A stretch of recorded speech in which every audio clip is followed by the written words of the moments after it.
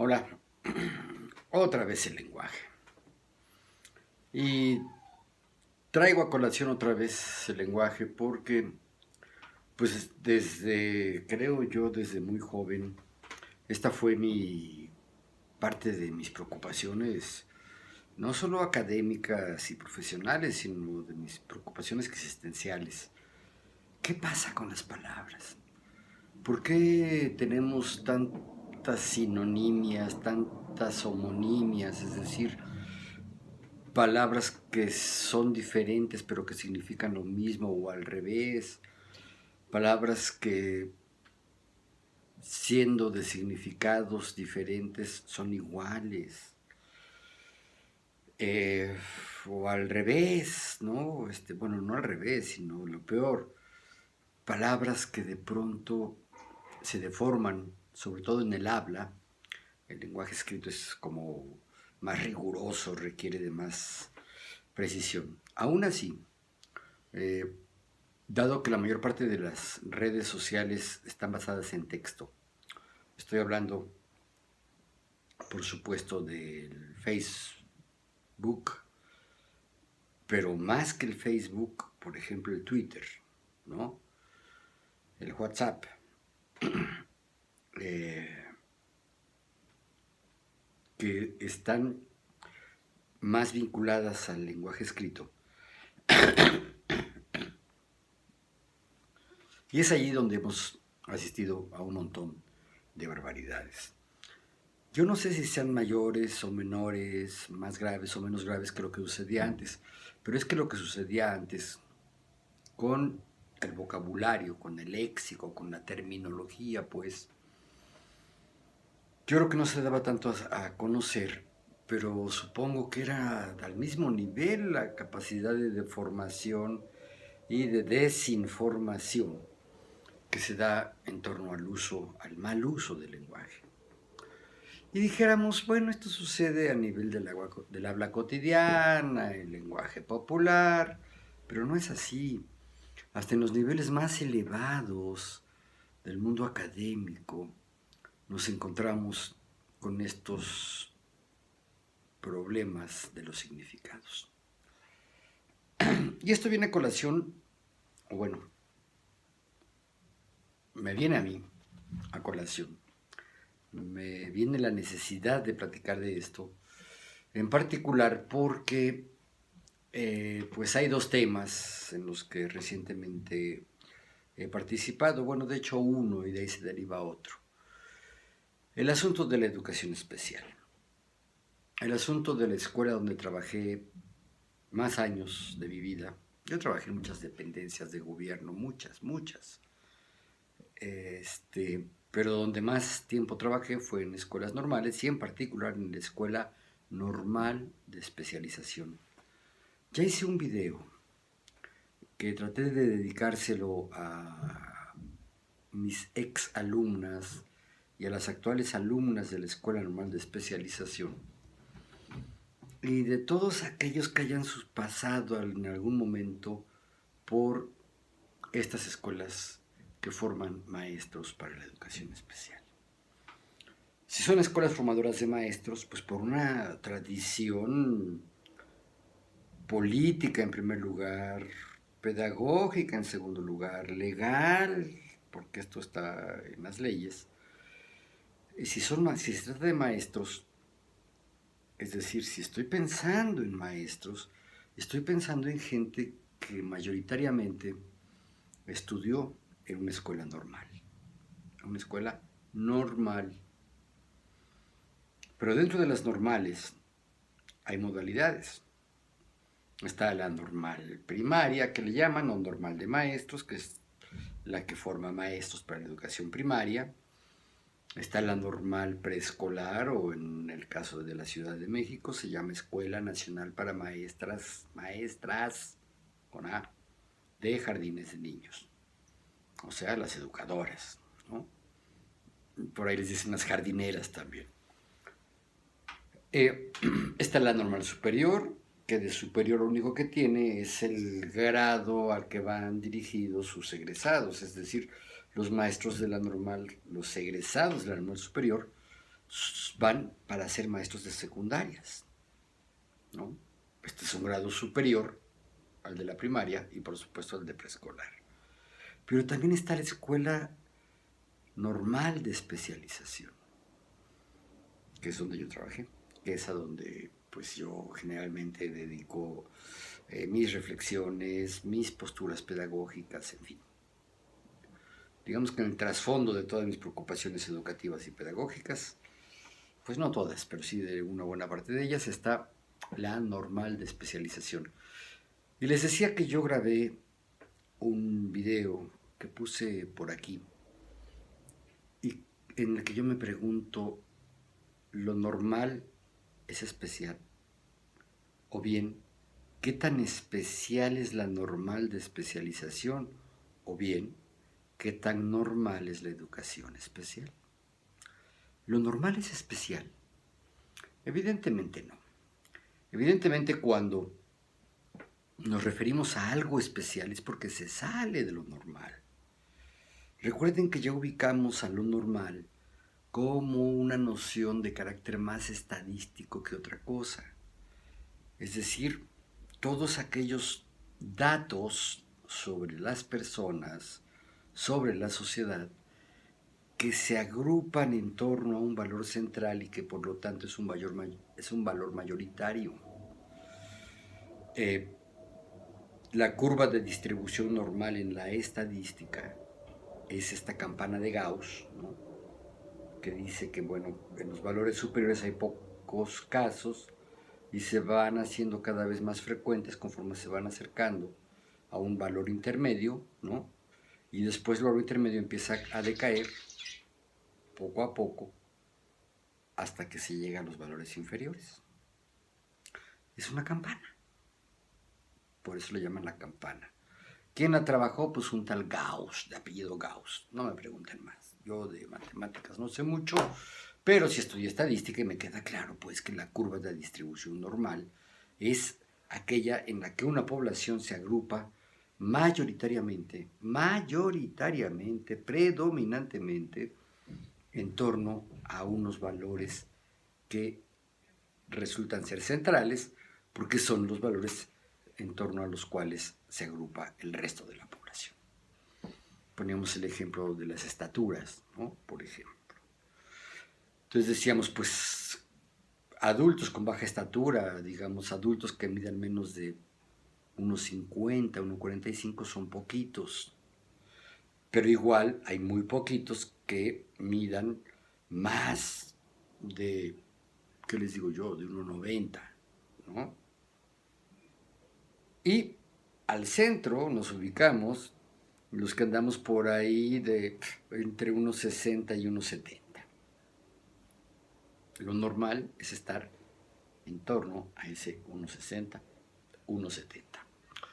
Lo mismo vale para los pesos corporales, lo mismo vale para la masa corporal, para la agudeza visual, para la agudeza auditiva, en fin, que lo normal pues es lo mayoritario y por lo tanto es lo que está en torno a un valor intermedio.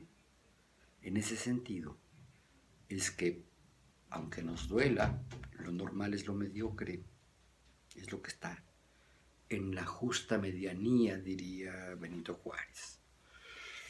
Lo que está no es ni caliente ni frío, es tibio. No es ni blanco ni negro, es gris. Y eso es el problema con la normalidad, ¿no? Que sí está definida en términos de mayorías y por lo tanto no es necesariamente una virtud. Sin embargo, aquí hay un problemón, porque si ubicamos aquel esquema de interpretación del ser humano, esta, digamos, noción ontológica del ser humano, que el ser humano es un ente biopsicosocial, que tiene un organismo, que tiene una psiquis y que tiene una socialización, ¿no? Es decir, es un organismo, es un individuo y es una persona, ¿sí?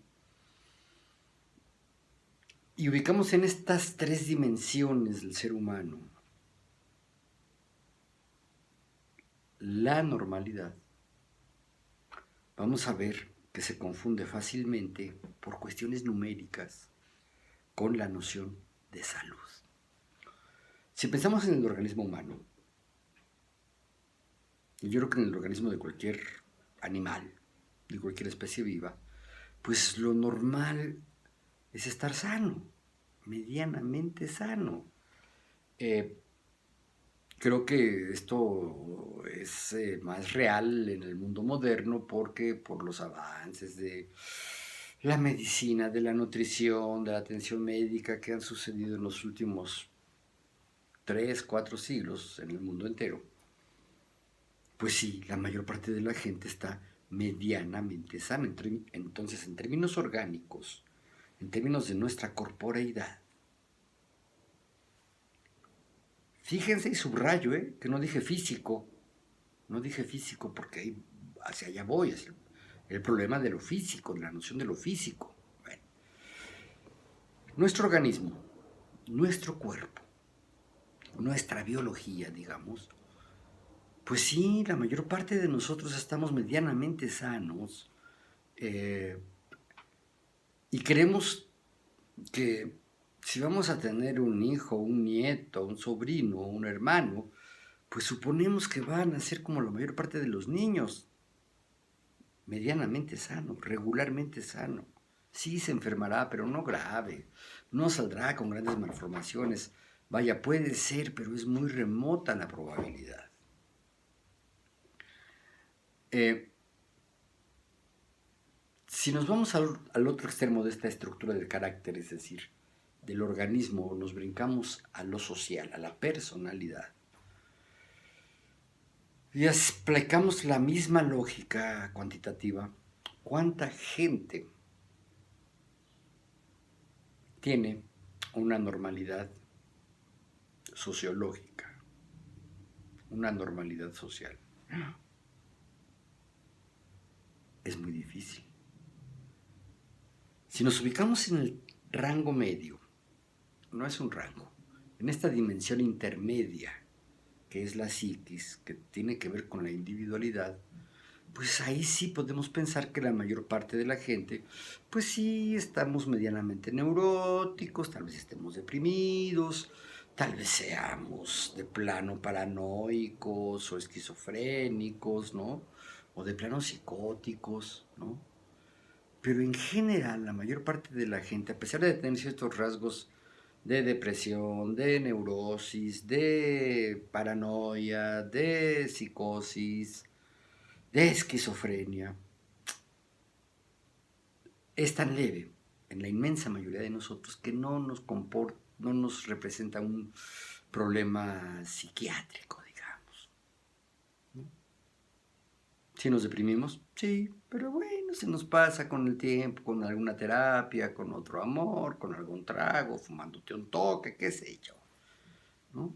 Y ahí andamos, ¿no? Transcurriendo como la mayor parte de la gente de forma normal.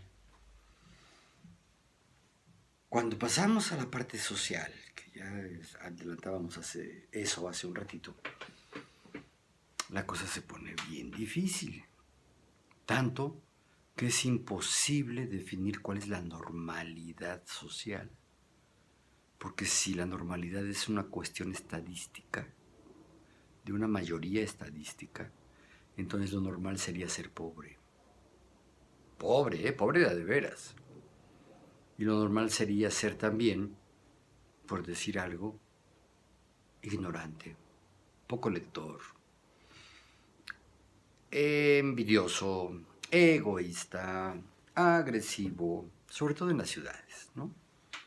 Entonces la normalidad social, de hecho los propios sociólogos y los propios antropólogos y en general los científicos sociales piensan que la normalidad social es una cosa inventada, que no existe.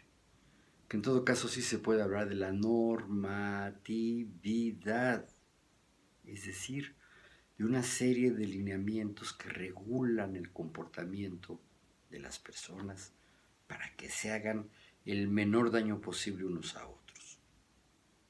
para que reciban el menor daño posible de otros. Entonces,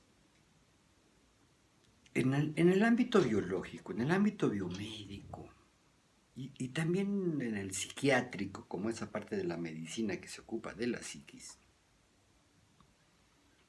es posible pensar que lo normal, el tipo normal, se parece al tipo sano, ¿no? Cuando alguien enferma, no sé, hay muchos ejemplos, voy a poner unos muy tontos. Se enferma el abuelito de ácido úrico, ¿no?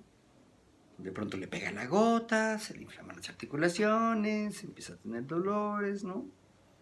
Híjole, va al médico, lo tratan, lo medican, le controlan la alimentación. Y si el viejito tiene una buena atención y es un viejito responsable consigo mismo, pues a lo mejor sí revierte el ataque de ácido úrico, ¿no? Y no faltará quien nos pregunte, ¿cómo sigue tu abuelito? Y si el abuelito se curó, ¿qué decimos? Ya está normal, ¿no? En un parto es algo riesgoso para la mamá y para el crío, para el producto, para eso que le llaman bebé, el neonato. El alumbramiento en el ser humano no es fácil. Está lleno de riesgos, ¿no? Entonces siempre es un momento de tensión. Si, como suele suceder, las cosas salen bien,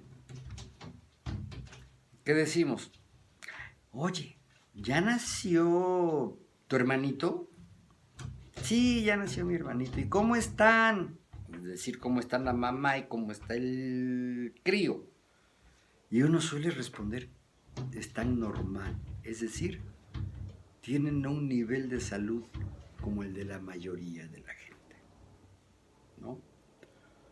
Entonces, creo que con estos ejemplos queda muy claro.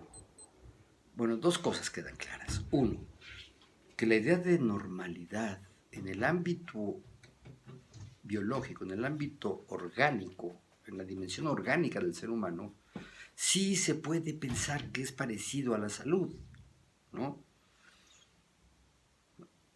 Cuando te pasas a la dimensión psíquica, ay, caray, aún ahí, todavía lo normal es andar más o menos sano, psíquicamente hablando, deambulando más o menos, con buenas relaciones, sin grandes odios, sin grandes apegos, ¿no? Normal. Pero ahí ya es un poco más difícil pensar que esto es la mayoría. Sobre todo si pensamos en las ciudades, ¿no? ¿Qué es lo normal en la gran ciudad en términos de salud psíquica?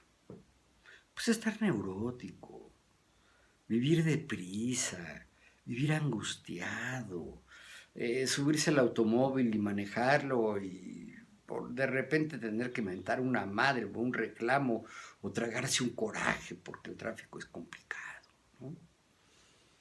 Si te subes al metro, si te subes a una pecera, wow, qué broncón mantener la estabilidad emocional y una salud psíquica que no te lleve a conflictuarte, a pelearte, a violentarte con otros.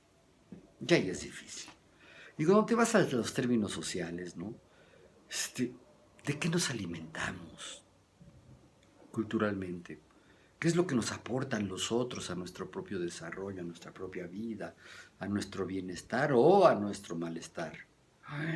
Ahí está bien difícil, ¿sí? Algunos podemos ser afortunados, ¿no? Otros podemos no ser nada afortunados y tener una socialización enfermiza, negativa, contraproducente.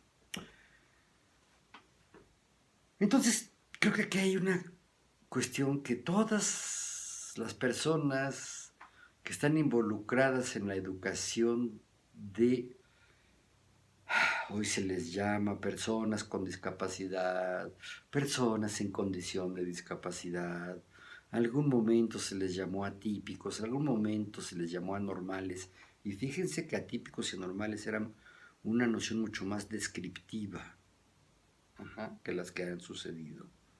Que si minusválidos, que si con capacidades diferentes, que si personas especiales, pues sí, son especiales porque no son normales, ¿no? Pero en el nombre de la escuela está esta contradicción, ¿no? Es una especie de oxímoron. El oxímoron es una frase que conjuga dos valores contrapuestos. Un pleonasmo es oríllese a la orilla, métete para adentro, súbete para arriba, el negro es oscuro, el blanco es claro. El oxímoron sería lo contrario, ¿no? Súbete para abajo, es un oxímoron. Engorda hasta los huesos, es otro oxímoron. Y la expresión normal de especialización es un oxímoron también. Porque si es normal, perdón, no es especial. Claro, aquí sí atendemos a la historia de los vocablos, cómo fue que se utilizó la palabra normal para empezar a designar a las escuelas que forman maestros. Ok, bueno, ya vimos que también la palabra normal significa escuela que forma maestros. Y si pensamos que lo especial es todo aquello que escapa a los modelos de salud que imperan en la sociedad, pues será mejor si caben los dos. Pero creo que quienes pasan por estas escuelas, quienes están en la educación especial, están obligados a tener esta reflexión vigente, permanente, y ver en cuántos momentos estas concepciones, porque finalmente estas palabras reflejan concepciones, es decir, ideas de cómo son las cosas. ¿En qué momento estas concepciones se convierten en algo confuso? ¿No? Pero bueno, yo ahí lo dejo. En torno a la idea de normalidad, en torno a la idea de lo especial. Estamos seguros que la educación que se le dedica a las personas que tienen alguna deficiencia o alguna malformación orgánica en su cuerpo, pues, y que les implica una disfuncionalidad, es decir, una funcionalidad menor a la que tienen los demás, para ver, para oír, para olfatear, para degustar, para moverse, para socializar, para aprender. Todas las personas que tienen alguna deformación, alguna insuficiencia, algún déficit o incluso algún superávit, no sé, una cabeza muy grande, no sé, un oído súper sensible, ¿no? ¿Seguras que son normales? Pues no, evidentemente no. Son gente no normal, no ordinaria, son extraordinarios. ¿Eso los hace especiales? Sí. ¿Por qué son especiales? Porque salen de la norma, porque se escapan de esta campana de Gauss.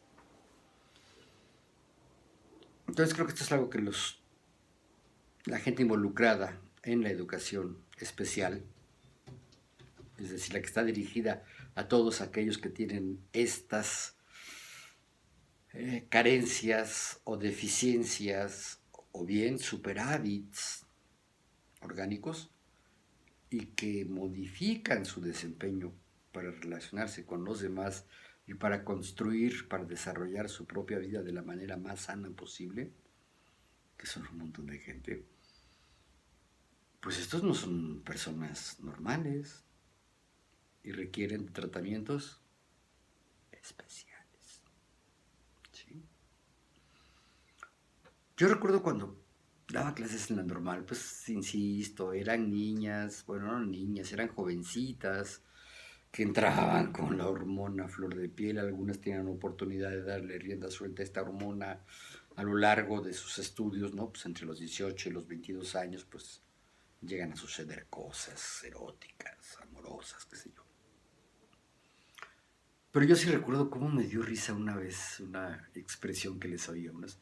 Ay, conocí a un niño especial y acababa yo de estar en un salón donde recién habían regresado de sus prácticas de observación y vieron a muchos niños especiales, y así les decían, es que son niños especiales, ¿por qué? Pues porque tienen una discapacidad, ¿no? Pero cuando yo oigo a mis otras dos alumnas de otro grupo hablar de conocí a un niño especial, no se referían a un niño, se referían a un hombrezote, fuerte, grandote, de más de 20 años de edad, ¿no? Cuerpazo, carita, buen trato, ¿no? Y especial, pues porque para ella fue especial, o sea, no se confundía con la normalidad. Bueno, y de ahí es donde yo empiezo a reflexionar, bueno, es que lo normal no es especial, ¿no? Pues porque esta escuela se llama así, normal de especialización. Desde ahí les empezamos a meter disonancias cognitivas a nuestros alumnos. Desde allí. Pero no es un problema nada más de la normal. Resulta que las dos normales que en estas últimas semanas han estado en conflictos por esta prisa que le dio a la administración de Nuño, la administración educativa de Nuño, a la política educativa de Peña Nieto. Hay dos normales que han sido afectadas muy severamente. La normal de especialización y la Escuela Superior de Educación Física. ¿Por qué superior? Pues habría que ver, ¿no? Porque hoy la Normal Superior de Educación Física y la Escuela Normal Superior de México, donde se forman los maestros de primaria, perdón, de secundaria, ya están al mismo nivel escolar que las otras escuelas normales, es decir, son licenciaturas, no son ya posgrados. Había 3 posgrados normalistas. La ESEF, Escuela Superior de Educación Física, la Escuela Normal de Especialización y la Escuela Superior de México. Había que ser originalmente maestro de preescolar o maestro de primaria para poder ingresar a una segunda carrera, que sería en una de estas 3 escuelas normales. Bueno, pues últimamente también Escuela Superior de Educación Física tiene un conflicto estudiantil porque en la ley, en las propuestas de modificaciones legales que se hicieron para derogar la reforma educativa de Peña Nieto, para abrogarla, se habló de ya no educación física, sino de activación física. Y los maestros de educación física, por una tradición laboral y gremial muy antigua, vienen hablando de educación física y deporte. Ellos insisten en que su actividad tiene que ver con esas dos áreas, educación física y deporte. Yo difiero, incluso de la propuesta que varios maestros, no maestros de educación física, algunos sí, pero otros defendieron también para que se incluya en la nueva redacción del artículo 3 constitucional, el que regula la educación, para que se incluya allí el asunto de la educación física. Y yo pienso en la física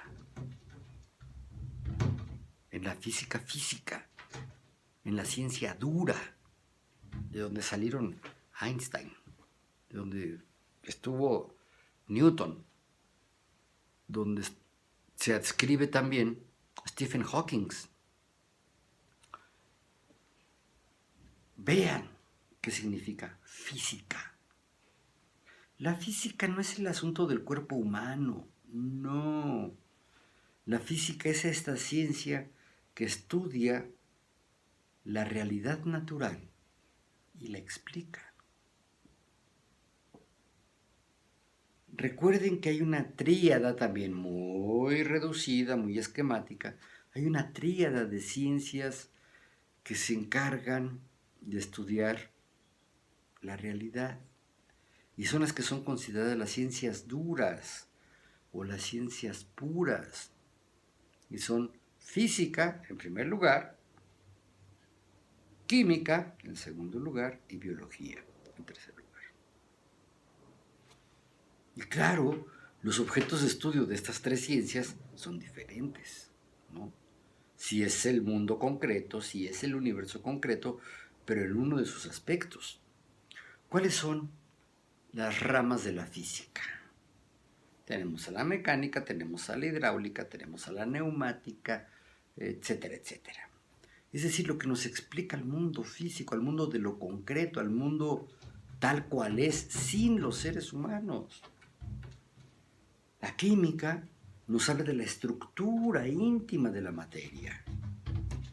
Los átomos, los enlaces covalentes, las formas de aleación que hay, ¿no?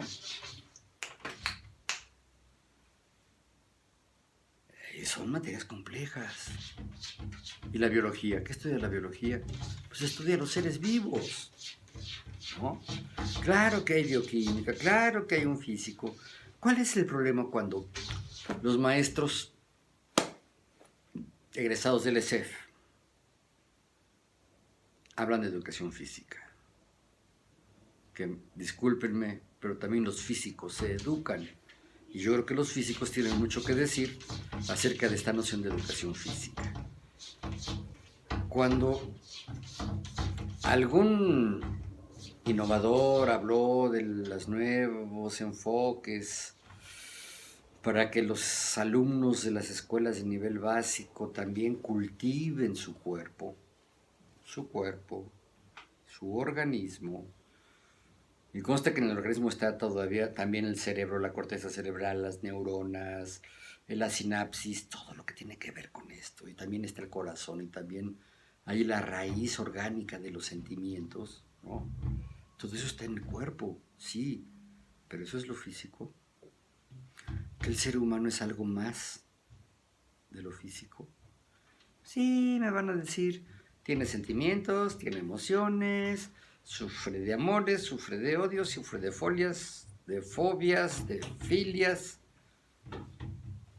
Y además, piensa, imagina, crea cosas que no existen más que en su cabeza y que a lo mejor escribe y las convierte en historias de terror o de ciencia ficción, ¿sí? Pero todo esto se produce dentro del aspecto físico del hombre, es decir, en su organismo, que finalmente es una entidad biológica, no física. A lo mejor la física es estrictamente lo que se refiere a la estructura de la piedra, del planeta, del cosmos. La mente humana también es producto de una entidad física, pero que ya tiene funciones biológicas, ¿no? Por eso es que yo en el Twitter, cuando era muy sextuitero, ya no lo soy tanto, decía yo, a mí no me vengan con el físico, a mí lo que me interesa es lo biológico, lo orgánico, lo corporal, porque cuando me dices físico, yo, perdón, no estoy pensando en cuerpo, estoy pensando en los estados físicos de la materia, el líquido, el sólido, el gaseoso, el hielo cuántico y por ahí hay otra, el gel, ¿no? Ya son 5 estados de la materia, no 13, 4, 5, son 5. Esos son los estados físicos de la materia. ¿Y yo qué estado físico tengo? Pues todos esos. Pero mi yo en esencia es un organismo, es una biología. A mí me interesa lo biológico, corporal, orgánico. No saber si estoy hecho de carbono. A mí qué me importa si mido 1,63 o 1,60. Me importa en la medida en que me vinculo con otros que pueden ser más altos o más chaparros, ¿no? Más gordos o más flacos, es decir, otros organismos. Entonces el problema con la educación física es serio. Es un problema conceptual que creo yo que los maestros de educación física, los que trabajan para que los alumnos aprendan a cultivar y a cuidar su organicidad, su cuerpo, y esto incluye la alimentación e incluye la atención médica, tienen que pensarle. La educación física es una terminología, el término, la expresión educación física está basada en una terminología, híjole, anquilosadísima, viejísima, que distingue cuerpo y mente. que la mente no es una de las funciones del cerebro humano? Yo creo que sí. ¿Por qué hay que rebasar la parte de la activación? Pues porque la activación es simplemente activarte físicamente, y no es un dato menor, ¿eh? En las escuelas actuales, donde los niños tienen que estar sentados, 3, 4, 5 o 6 horas, ¿no? Donde los trabajos también implican largas horas sentado, pasivos, cuerpos pasivos, pues es muy importante la activación física. Yo no sé por qué la desprecian. Y todavía peor, meten el deporte. El deporte es una serie de juegos organizados, competitivos, ¿no? Regulados por entidades externas a los propios jugadores.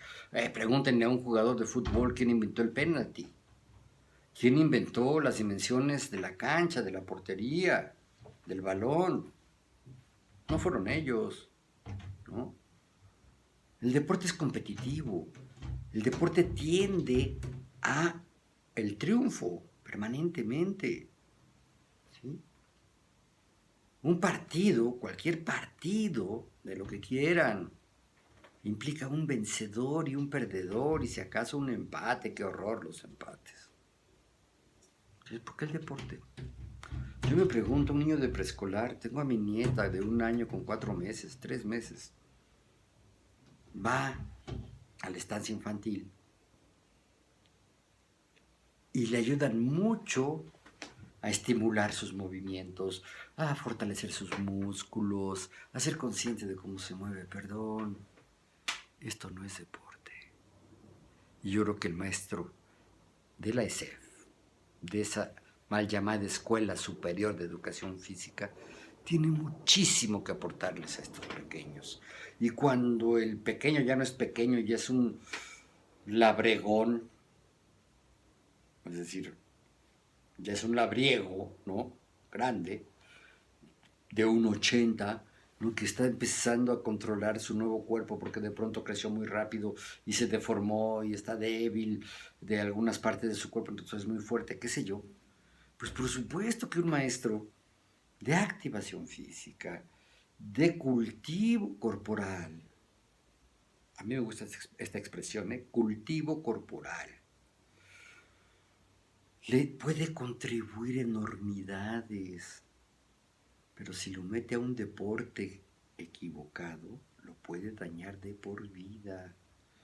¿Cuántas personas no conocemos todos que tienen problemas en los meniscos, que tienen problemas en los músculos de las piernas, en los ligamentos, en los tendones, porque alguien le dio una mala instrucción de cómo saltar a la hora de querer meter una pelota de básquetbol a la canasta, de cómo pegarle a un balón de fútbol, si con la punta del pie, con el empeine, con la parte interna, o como dicen ahora, de 3 dedos. ¿Cuántos boxeadores no se han muerto porque no tienen la resistencia para aguantar un golpe de alguien más fuerte que él? El deporte es competitivo. Muchos deportes son individuales. Entonces, ojo, maestros, egresados del ESEF. Yo sé que ya metieron sus iniciativas. Yo sé que está muy aceptado ya este término de educación física y que el deporte se asume como una gran naturaleza. Y no se trata de eso. Yo jugué fútbol y siempre fui muy malo y siempre me cuidé de no lastimarme. Entonces me decían que yo era de chocolate, porque ellos sí se daban con todo. Yo creo, pues, que así como ya hablé, ¿qué es lo especial? ¿Qué es lo normal?